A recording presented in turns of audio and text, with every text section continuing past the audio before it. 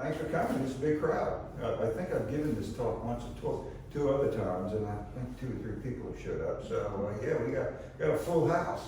I'm Frank Tursi. I'm a dear friend of Karen's, but I guess that's why she keeps asking me to do this. But beyond that, I'm retired, but I was a science journalist I was a newspaper journalist for 30 plus years. My beat was science and the environment half that time. And I was at one time the senior environmental reporter in North Carolina. And I can remember back in the late 80s, I go to an editor with a story about what was then called global warming. And they would look at me sort of odd. Usually they let me go ahead and pursue the story, but it was science fiction. I mean, back then it really was science fiction. It ain't anymore. And what I want to talk about a little bit today is what another dear friend of mine, Willie Phillips, a commercial fisherman in Hyde County, has called climate creep. The thing about climate, what we now call climate change, which is really a more appropriate and accurate term, there'll be a lot of consequences, and we won't talk about those. But the one I do want to talk about is one that will be particularly impactful in coastal North Carolina, and that is sea level rise. As temperatures warm, the ocean expands. More importantly, the glaciers melt. And when the ice caps in Greenland, that water, the only place it's going to go is into the ocean. Eventually, even landlocked glaciers flow into rivers, and rivers flow into the ocean. You all have ever, and you all are off, but let me give you a good field trip. Take the Minnesota Beach Ferry. Go, you know where that is. Go down south of the river, across the Moose River on the Minnesota Beach. Then take that road up through the middle of Pamlico County. It's 306 or 506. It's a state road. It's on the top of the Suffolk Scarp. That's a geologic formation that used to run mostly up the East Coast, but it's been obliterated by development. But there are places where you can still see it. Pamlico County is one of them. That was the last place in what is now the eastern United States where if you stood out on the Suffolk Scarp and looked east, you were gazing out over the ocean. It's the last place when there was no ice on Earth where the ocean was in what is now North Carolina. If those circumstances were to happen again, the same thing will repeat itself. There is no reason to think that it won't. Yes, some places will be saved. We'll save New York City. We might save Wilmington. Our county's Carter County. Won't hit city. And it's all not going to happen just one day. Someone's going to wake up and the ocean's in the backyard. What will happen is a series that we're already seeing, a series of events that just creep along, become part of daily life. And what I want to focus on tonight, because I think when we talk about this subject and with sea level rise, and we on the North Carolina coast, except for the Gulf Coast of Florida and the bayous of Louisiana, we own the most threatened coastline in North America right here because of our topography, relatively flat, and also our geography. I think when we talk about this subject, most people think of beaches. And that's what you see. The hurricane comes, knocks down houses at Rodanthe or Waves or someplace. That fact is 2 months ago, 2 houses fell in and it was just on top. That's what you see on television, and that's what's in the public mind, that it's going to be Emerald Isle and all the beach towns. Well, no. And there was a study done about 5 years ago now by the Union of Concerned Scientists. They like, excuse my English, but they like to call themselves the Union of Pissed Off Scientists. because they are a bunch of angry guys and women. And they took climate change, they took sea level rise, and used the worst case scenario, that by 2100 the seas will be, the ocean will be 7 feet higher than it is now. That is at the extreme of the predictions. But 10 years ago, 3 feet was at the extreme, and now that's the consensus. And how high the oceans rise will depend on how quickly the ice cap melts. And it is melting at an unprecedented rate. Scientists who study this stuff for 100 years have not seen the rate of melt in Greenland in particular that they're seeing now. That will change the Gulf Stream, by the way, and it already has changed. The Gulf Stream is slowing down. Commercial fishermen will tell you that because that's something else, but it's the balance of cold and hot water. And when you dump all that cold water into the North Atlantic, it upsets that balance, and the conveyor belt that is the Gulf Stream slows down as a process. And when it does, the Gulf Stream's a mountain of water. As it starts to slow, that mountain will flatten, which will increase, which will make sea level rise in the North Carolina coast even worse than what's predicted because of the flattening of the Gulf Stream. But that's occurring, and it's occurring at an unprecedented rate. And that's what will primarily affect how quickly the seas rise along our coast.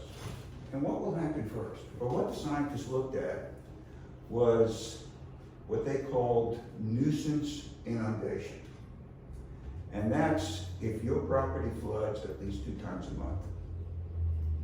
Now, to me, it's more than nuisance. I mean, if you're dealing, and this is from normal high tides, this is not storm driven, it's not when the next hurricane comes ashore, it's just the diurnal tides. We're in a period of so-called king tides right now. This would be a time of flooding. 30 years from now, this will be a time of flood. So if your property is flooding at least twice a month, they called it nuisance inundation. Well, that affects all kinds of things: property values, the county's tax receipts. So this has wide-ranging repercussions, and it's going to occur slowly. So they looked at 5, they picked out 5 days: 2030, 2045, 2060, 2080, and 2100. They didn't do a very good job of making it user-friendly. Quite honestly, it was just zip codes. And zip code, it's important because it turns something that's theoretical into something very personal. 28584 is my zip code. It's where I live. It's where my neighbors live. I lived here 25 years. So when I look at the numbers and see by 2050, a third of the Swansboro tax, and I also sit on the town council of Swansboro, I see a third of our tax base being eroded by this nuisance flooding. That means something. It means something to me. So it was very important that the scientists took this, broke it into small segments that people could identify with, but they gave them no place names. It was just a bunch of numbers. So I went through there and actually put names: Marshallburg, Lewiston, Swansboro, matched them with the zip codes, and then wrote a story about this for Coastal Review, which you can find online, and I can give you that web address, which actually has all the numbers broken down by local zip codes. When I say local, it's coastal North Carolina zip codes, so that someone looking at it can see immediately it's their zip code or the adjoining zip code. So look, that's what you all were talking about down east. By 2060, according, now again, they're using the most dire prediction, 7 feet. I will submit to you that is now at the extreme, but in 30 years, it won't be at the extreme. Just like 3 feet was at the extreme 5 years ago, 10 years ago, it is not now, it's the consensus. Because to prevent, well, we're not going to prevent it. My view is we're not going to be able to prevent it. We may be able to modify it. But it will depend on what we do now on controlling those emissions, the carbon that is generally the major culprit in all this. And unless drastic action is taken, yeah, 7 feet is not, to me, it's not out of the realm. But they used 7 feet. They also did not, and they used current housing base and current population, so they didn't try to insert any predictions about what the population of Swansboro will be in 2050. So as you move forward, these predictions are going to get even more conservative because there will be population growth. Your housing values are going to go up over time. So what now is $1 billion, what they estimate to be $1 billion in losses, could actually turn out to be $2 or $3 billion when it's over with, depending on population growth in those zip codes. So those are the caveats. But in 2060, 50% of housing in Williston, Marshallburg, they're going to be flooded twice a month. And what you see is when you follow the time in the zip code, you follow the zip codes and match them with the years. In 2030, what would you say is the most threatened town in North Carolina right now? Sea level? From this effect of sea level. It's sea level rise, but this is going to be the early effect where the tides are actually occurring, the flooding. Not storms, not heavy rains, but just tide. That will be the first. That's going to be the first in the series of more serious consequences as we move on. But the first will be that normal tides are flooding your house, according to the scientist's definition, at least twice a month.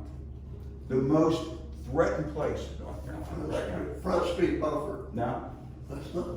no, that's good, because most people would pick a beach town. Yeah. You know, let's say Nags Head or Waves or Rodanthe or someplace. Lowland is really low. Stumpy Point. Stumpy Point's mainland Dare County. It's 30 miles from the ocean, but it backs up to Pelican Sound.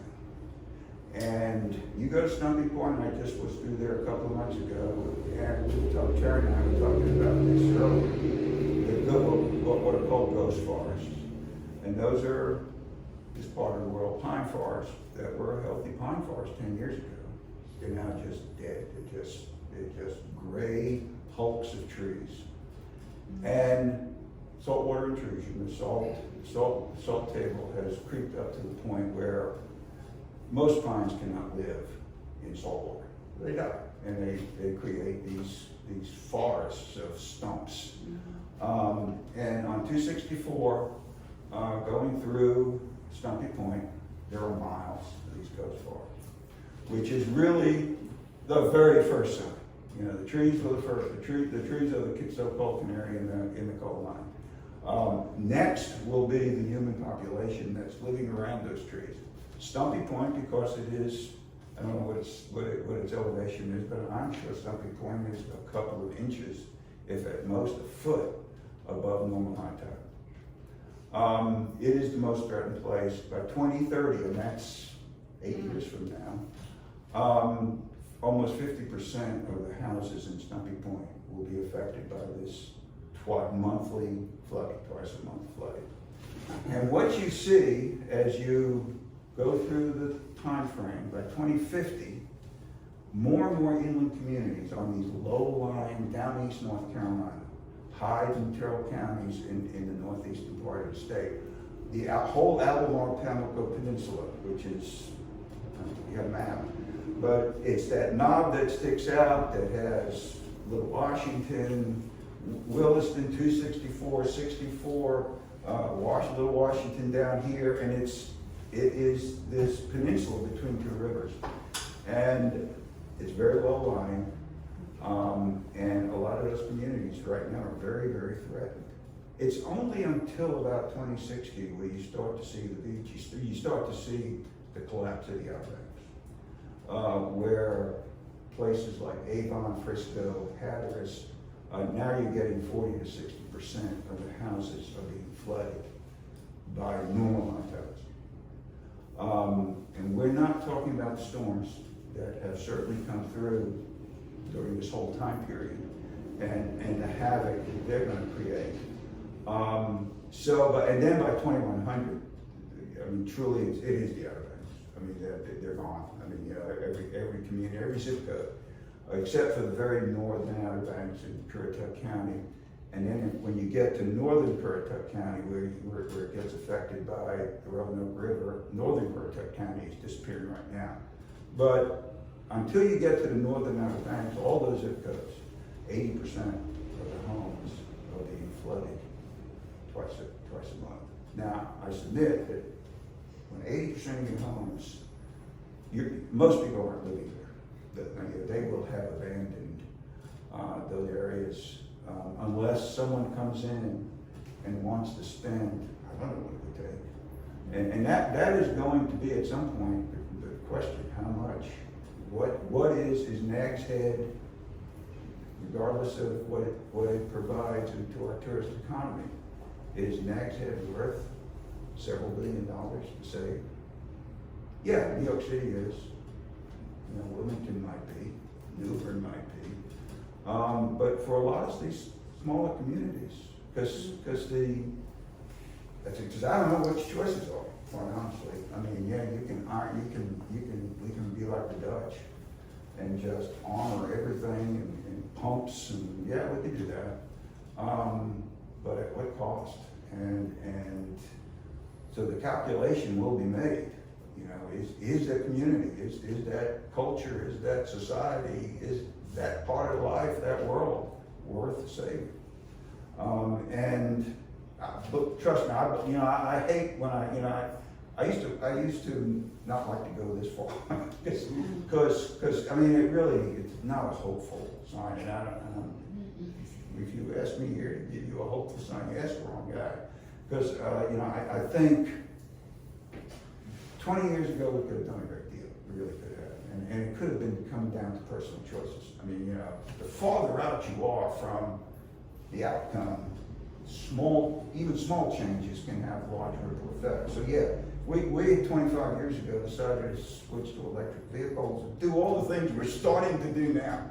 Yes, I think we could have had, if not stopped this entirely or turned it around, because I don't think we turned it around, but at least greatly reduce what the effects will be. But they all talk about runaway climate change, and I've never seen a scientific explanation for that. I think if you asked individual scientists, you're going to get different answers. But it's clear from the different discussions that it all hinges on so-called trigger points when things occur that cannot be undone. When natural triggers occur, and we've surpassed a couple of them and they're going to start getting compressed. As we move farther along here, there will be these other natural triggers. If the Gulf Stream slows down, and it has already slowed down, that's a trigger. That is a sign that the immense natural forces that create the Gulf Stream, this balance of cold water and hot water, the Gulf Stream's a conveyor belt. It moves warm water from the tropics to the North Atlantic, where it gets mixed with the cold water, comes back down again, and it's a loop. When that is getting disrupted, and it has happened in the past, and it has led to ice ages in Northern Europe, because that's what moderates their weather. So I think you will see great anomalies while the rest of the world warms. It could very well be that England, Germany, northern France have extremely cold winters because one of the main makers of their weather, the Gulf Stream, has either stopped entirely. And what that would mean for fish migrations and then the commercial fishing and all the rest that depend on these natural cycles, if that all gets disrupted. So that trigger has been passed. The Gulf Stream is slowing down. Now it's just now a matter of how much more ice melts, how quickly will it either slow down some more or just entirely collapse. And that will probably take 100 years, you know, while all this is going on. So, but you can't undo that. That is, and as we reach these natural triggers, we get to a point what scientists call runaway. And when you throw all their computer models and everything out, just throw it out the window. Because now you're truly in the realm of the scientifically unknown. You know, there used to be arguments about this, and and when I used to do this, I would tell people, if you didn't agree with this, fine, but I'm not going to argue with you about it. It's like arguing whether the world is flat. It really is. And if you want to sit and listen, you got to ask questions. Be glad to have a conversation with you, but I'm not arguing with you. I very rarely see that anymore. You know, even on our town council, which, you know, bless their hearts, they're normal, small town, southern town council. They've heard about this stuff, but they don't really understand it. But there's not even a lot of this. I don't see the sort of pushback and that I used to see just 10 years ago. Why? Because people see it happening. It's happening. Mm-hmm. Yes, ma'am. So I think for down east, and that's all I know, and Tommy can throw in, I think Florence, even though hurricanes are a spin-off of the whole climate changing process. You know, hurricanes have been a part of our community for a long, long time.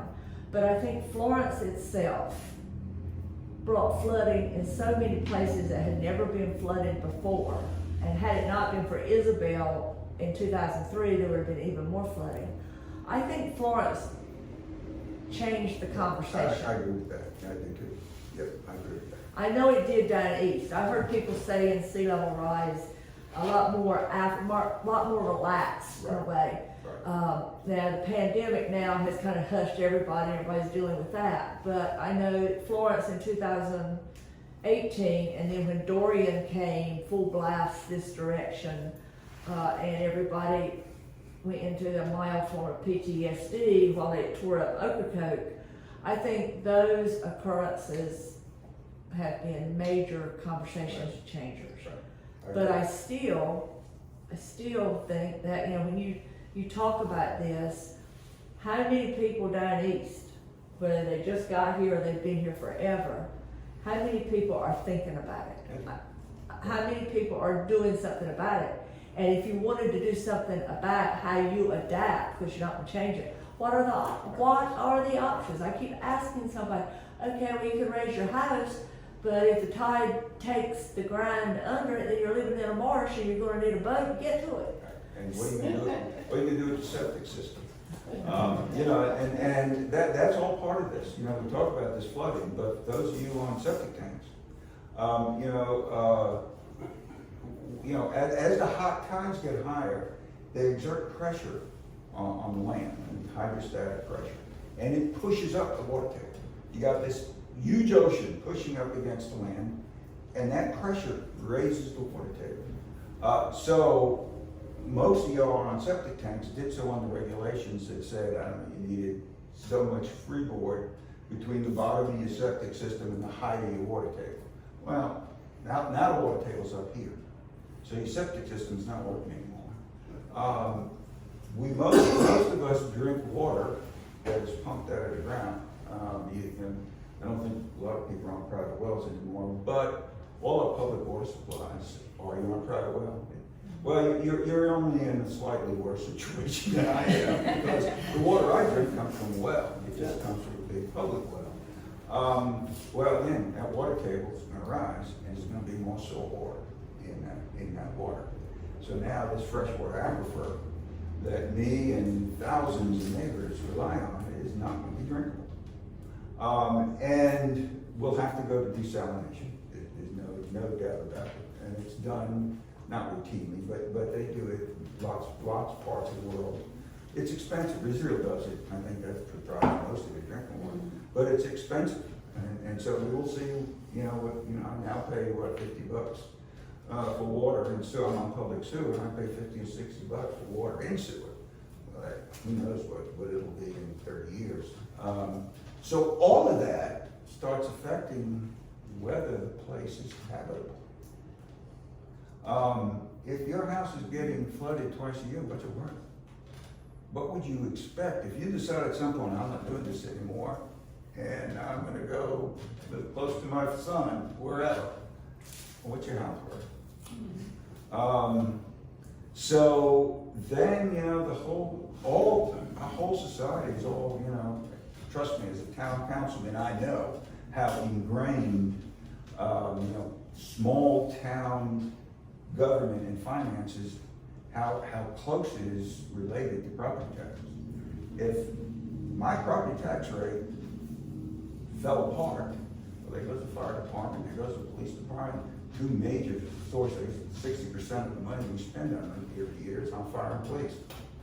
Gonna have to jettison them.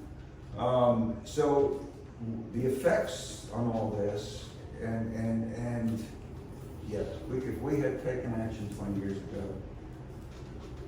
we certainly wouldn't be in the position we're in now. And I'm not hopeful, I'm really not, and I hate, you know, to be so, I almost wore a shirt today, but my wife, my dear wife talked me out of it. And it said, I'm not an optimist, I'm just a pessimist with experience. And so, no, I'm not a pessimist, I'm just an optimist with experience. But I can't offer a lot of hope because we're so far down this road that there's no shortcut somewhere. We're not going to get in a crook of the road somewhere that we didn't know about. I mean, our science is pretty sophisticated. You know, I remember when I started covering this, you know, it was the 80s. These computing models were not very good. I mean, they're just given the knowledge at the time, the computing power at the time, what we knew about natural systems, because that all gets plugged into the models, what you know, the things that you know. And we didn't know a lot. So they have now gotten and in fact, quite even more grimly, the consequences have outstripped the models. That it's even worse than the models predicted. The ice is melting faster, temperatures are rising faster. It's so far, those brain, now when they have trouble, it's on the micro, you know. It's hard for these models to determine what will happen in coastal North Carolina. Once you start getting into a very small regional level, the macro forces that these models rely on now, they can't account for a small area as compared to the world. So as you find out, and that's where the debate is. The debate in the science, that's where it is. It's not about what's causing this or why we are where we are. There's no scientific debate about any of that. It's now, well, what will happen when we pass this trigger?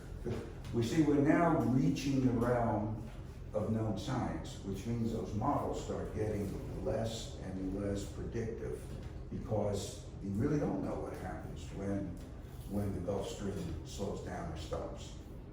I don't know. I mean, you know, and so, you know, it's happened. It has happened.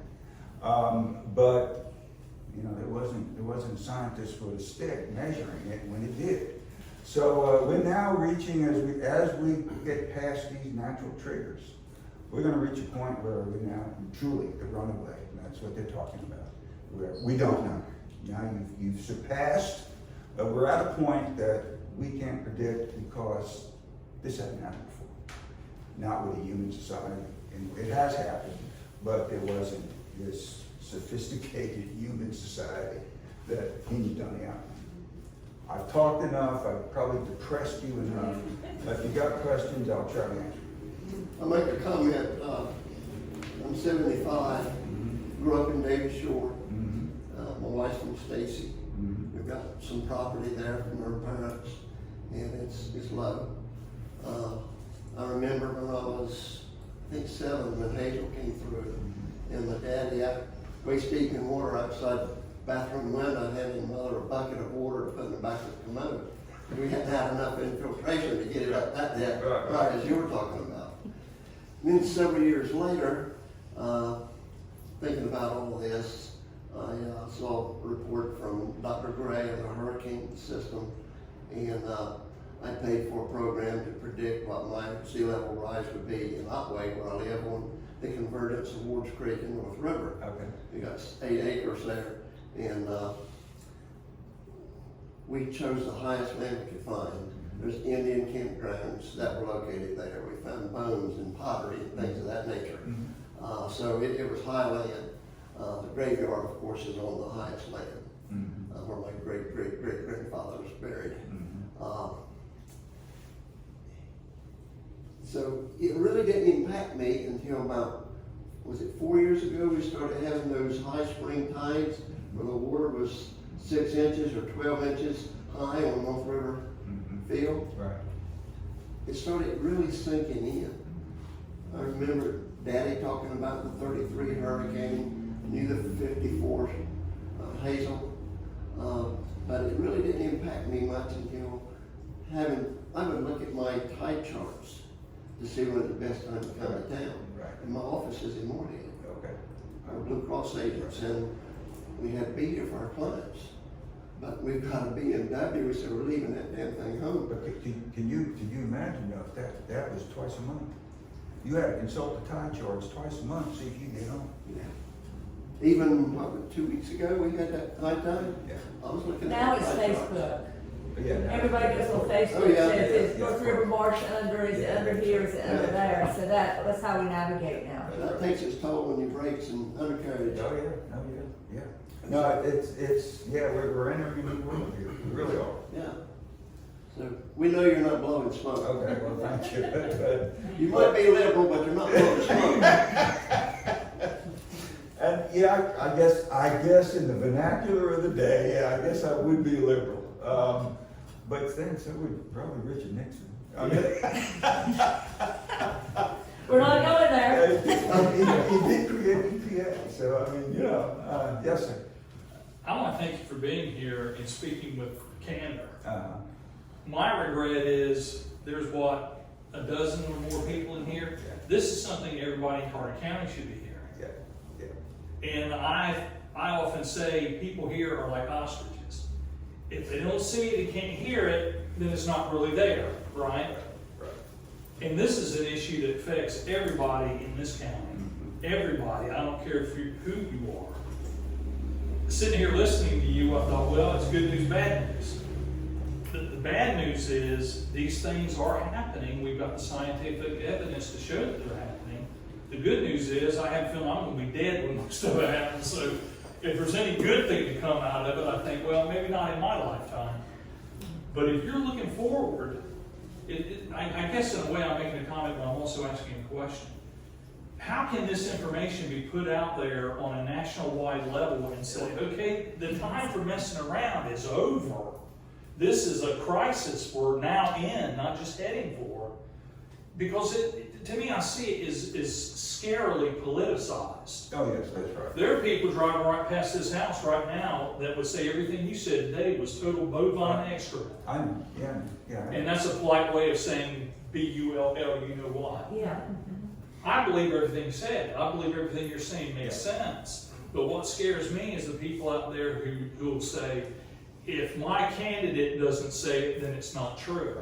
Right. What can we do about the politics of it? I think my own personal view is Al Gore didn't do this cause much good, quite honestly. Before Al Gore and his book and his documentary and his however many, whatever he wants. Invented the internet. Well, I mean, before, his document, I forget what it's called now, but it's a very well done, it won awards, and it brought to light, an inconvenient truth. It is very well done, it is scientifically accurate, it predicted many of the things I talked about this morning, but it was out there. And that changed the political dynamic. Before then, there were Republicans who supported climate initiatives in Congress. There were. After that, and then in the acrimonious, there was that acrimonious presidential election, and all of that, and to get to the political, it started then. And it's gotten worse since, and I don't think it'll change. I don't think it'll change on a time scale that'll make a difference, because that's how constrained the time we're in. If we had another 50 years for the politics to work itself out, or 30 years, yeah, maybe, but we don't. But, you know, and what, 20 years ago, when we could have taken what we would now consider fairly minor action to encourage electric vehicles, you know, starting to wean ourselves from the fossil fuel-based economy, and so at least now we would be more natural-based in our fuels. If we had started that 20 years ago, but now it's too late. I mean, to create that infrastructure. If you got every car going down this road was electric, there's no infrastructure anywhere to support that. So to build that will take decades, and we don't have decades. We don't. And in North Carolina, anyway, if you bought an electric car, you would be doing the damn thing to climate change. Why? Because most of the electricity you want to pump that car into that car was created by coal-fired or natural gas power plants. So what you're essentially doing, you're not reducing the carbon load. All you're doing is switching from gasoline to coal or natural gas. So, you know, yeah, you do the math and say, I guess there would reach some point where you might be making some marginal difference around the edges. But in a state that where 80%, 70, some high 70% of electricity is produced by fossil fuels, you're not really doing anything drastic to try to ameliorate this problem, because you're just switching from one fossil fuel to another. Now, a place like California, Texas, where larger percentages of their electricity are produced by wind, yes, then you are, and you certainly are, can make a difference. But if we had done that 10 years ago, 20 years ago, yes, it was worthwhile. Now it's much too late in the game to build the infrastructure that would be required to do that. So we should still do it. I'm not saying we should abandon it. We should certainly still do it, because we have a grandchild, and I really don't want her living in a world of runaway climate. So at least if it's to a point that it's predictable, and that you stop getting the big surprises, and you can actually make predictions so you can create a new society to deal with this, and that's what it'll require. I mean, there'll be whole new things that will be required for society to survive in this. But I want to give her the chance to be able to do that. So that's what's left now for me. I'm 71. And like you, I'm not going to see the worst of it. I will apologize to my granddaughter when she's old enough to understand what I'm apologizing for. But it pains me as a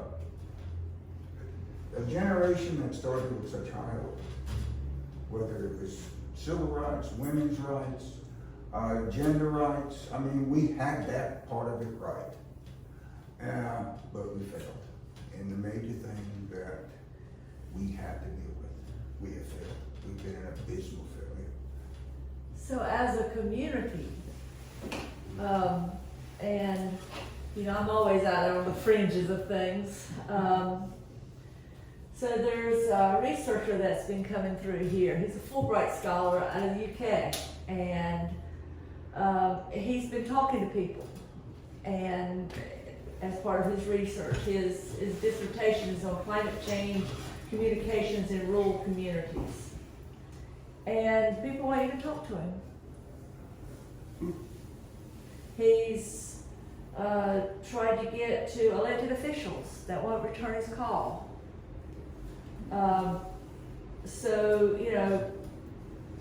What do you do? What do you do? I mean, I wasn't a scientist, I'm still not a scientist, but I think everybody has to have their moment that they recognize that it's real for them, Right. not just real for the eclectic everybody.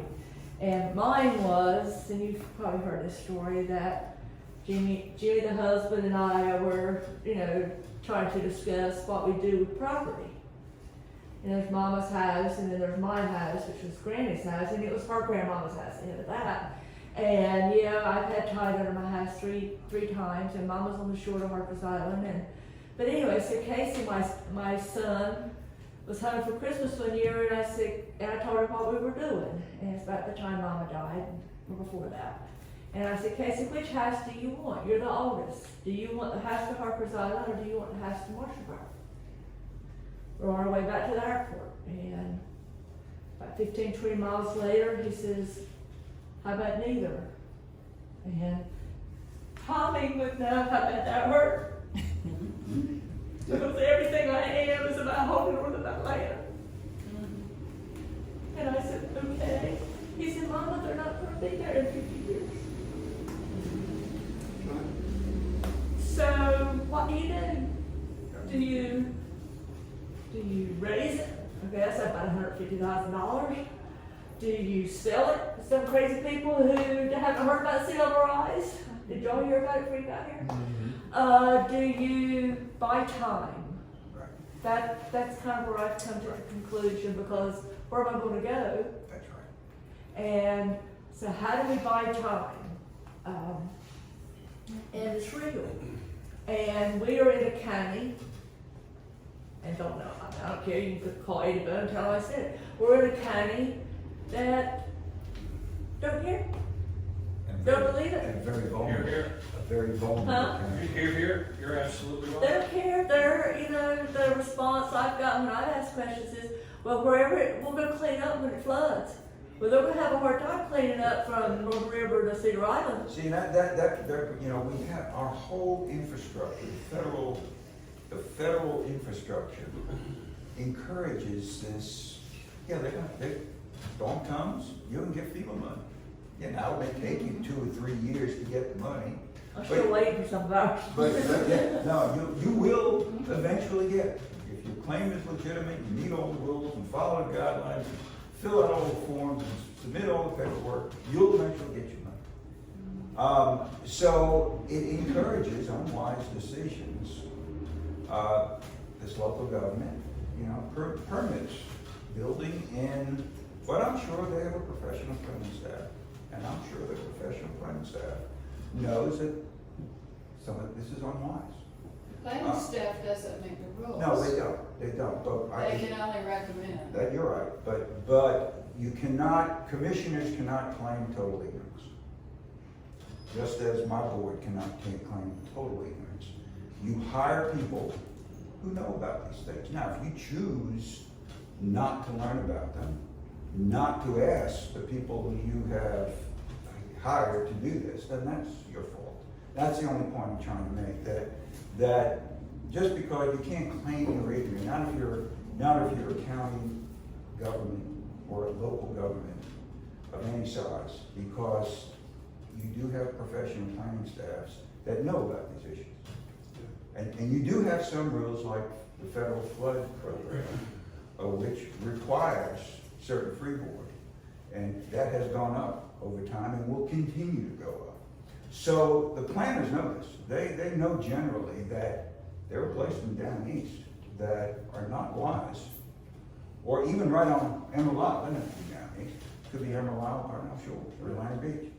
That it's not wise, but the rules allow it. And so it's allowed. Why is it allowed? Because when the storm comes and knocks it all down, the federal government will come and pick it all up. And you can do it all over again.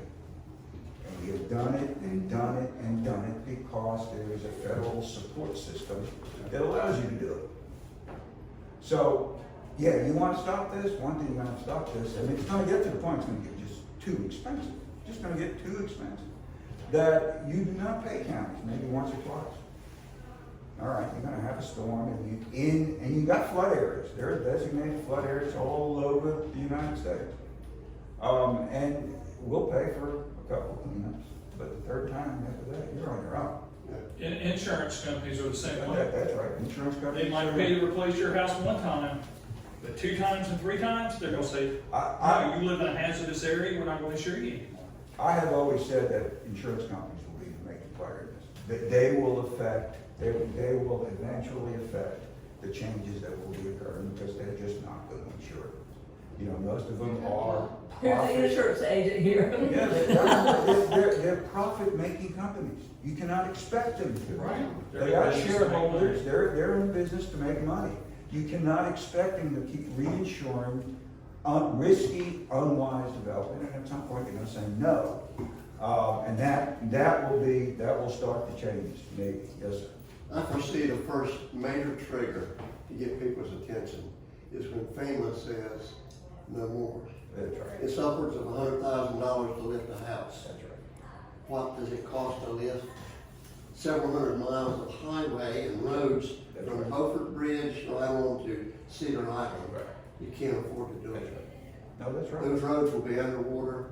We'll go back to the society. My great-grandparents, you wanted to leave Cedar Island, go to county seat, you rented a sailboat. That's right. We can't go back to that. Well, yeah, but, you know, it was a society that thrived. I mean, they did, you know, so we probably could if we had to, but do you want to? I mean, so, you know, to give you a local example, in Swansboro, we have Short Street, appropriately named Water Street. It's the lowest lying street in town. It gets flooded regularly. In fact, took pictures of this a few months ago.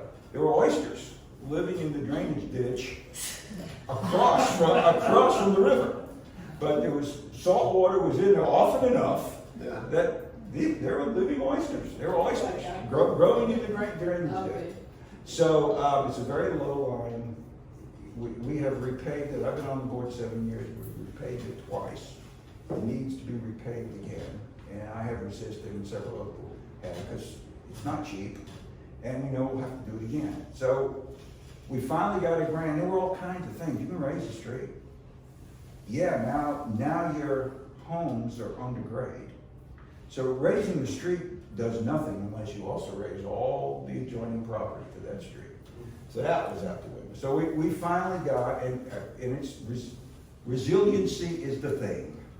It is now where all the money goes. You know, I worked for a nonprofit, the Coastal, after my journalism years for 10 years. I worked for a nonprofit, very proud of my 10, 15 years at Coastal Federation, just down the road here. They're the largest coastal environmental group in North Carolina, certainly the most influential. I worked for them for 15 years, and the one thing I learned is that nonprofits, like anyone else, follows the money. And the money right now is in resiliency. So I have been deftly leading Swansboro, and we have now gotten several grants to make the town more resilient, better able to face this future we're talking about. And one of them, we just got word yesterday, was to do something about Water Street. So we're gonna get some very fancy engineers that we could not have afforded to pay if we were to do it ourselves. And the first phase is the engineering part of this.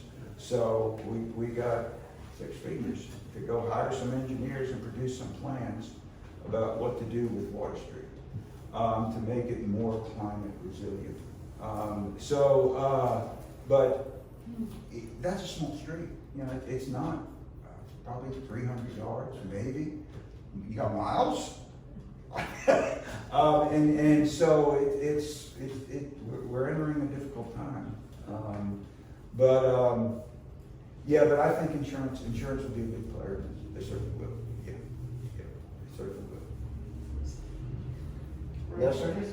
An observation and a question, but Karen mentioned Hurricane Isabel. If my son's got a property in Atlantic, and the day after we drove from Morehead to Atlantic, and my recollection of seeing all the devastation, but smelling it, the septic tanks had all flooded, and it was sewage and fuel oil over the marsh. I can still remember the smell. No, that's absolutely true, and those are whole separate issues. Yeah. But you guys have else to say, Jack? Just a question, have you done any reading on these pie in the sky solutions? Reflective particles up in the atmosphere, reflect solar energy. There's a term for that, and all will have repercussions, and we just don't know what they are. You know, the story I like to tell, I have kept freshwater aquariums my entire life, literally 71 years old. From the time I was 10 years old, I don't think I've ever been without an aquarium of some size. And I remember my first one. It was from Santa Claus, and it was a 10-gallon tank, and this was back late 50s. And it had a little bubble filter. You put some filter floss in there. I mean, what we now would be very, very prehistoric. And I went to the fish store as soon as they opened after Christmas, and the guy sold me 20 fish with a 10-gallon tank. So I filled it up with water, got that pump of bubbling in the corner, and fish were happy for, I don't know, a week. And then one died, and then two died, and then eventually they all died. So went back to the store. So what did the guy do? Sold me a big filter.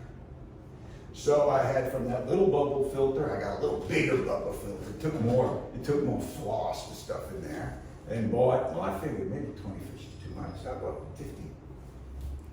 Happy for a week, and the same thing happened.